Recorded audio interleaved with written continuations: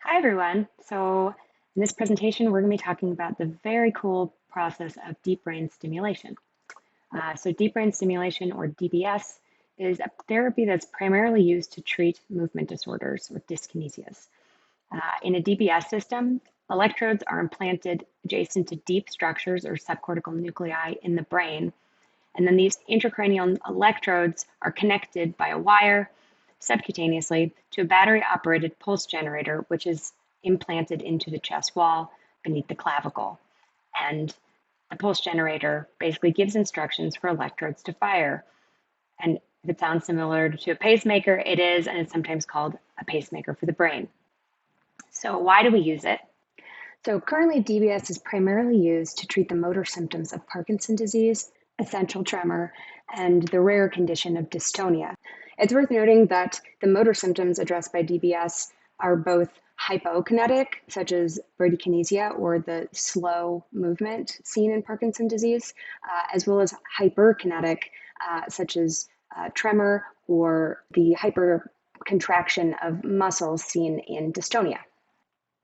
So deep brain stimulation was first approved back in 1997, and since then, the vast majority of procedures have been performed on patients with Parkinson's disease. So I'll primarily talk about Parkinson's disease and touch on some of the other uses later. So DBS is very effective in treating the motor symptoms of Parkinson's disease, but not the non-motor symptoms. So the best candidates for this surgery are the ones who are suffering from slowness in movement, rigidity, or tremor. And potentially it could improve gait issues, but only if they're not stemming from an underlying issue with balance. Here's an illustration of the motor improvements that can be seen after DBS. It's especially effective with tremor, and the results can be very dramatic. So the motor improvements seen following deep brain stimulation can be quite dramatic. And to understand why this happens, we can take a look at the subcortical structures where the electrodes are placed. So in treating Parkinson's disease, the preferred target structures are either the globus pallidus or the subthalamic nucleus. Both of these structures are part of a larger functional group of nuclei called the basal ganglia. The basal ganglia plays a critical role in movement by processing signals received from the cortex, modifying them, and sending them back to the cortex. It helps with.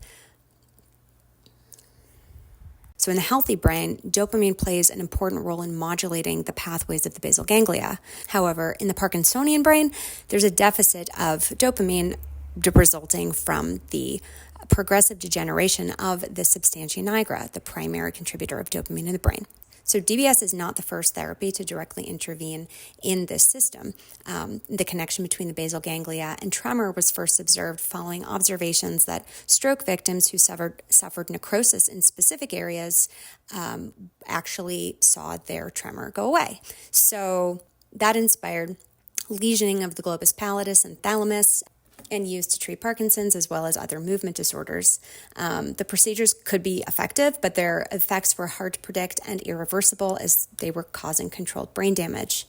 So surgery became less common after the development of pharmacological treatments, namely levodopa, dopamine agonist. However, not all cases respond to drug treatment.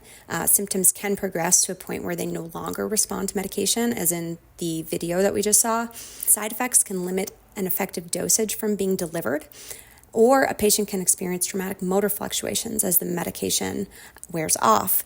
In severe cases like these, DBS provides an alternative to permanent neuroablative procedures like the thalamotomy and pallidotomy to control dyskinesias. Implanting the system requires two separate surgeries, one to implant the electrodes in the brain and another to implant and connect the stimulator in the chest. Interestingly, the patient is often awake as there are no pain receptors in the brain, and this allows the surgical team to test different placements of the electrodes. The use of DBS extends beyond just movement disorders, even though that's the most common application of it. It's currently FDA approved also for the treatment of epilepsy and obsessive compulsive disorder, and is being investigated as a treatment for a number of other conditions that you can see on the screen.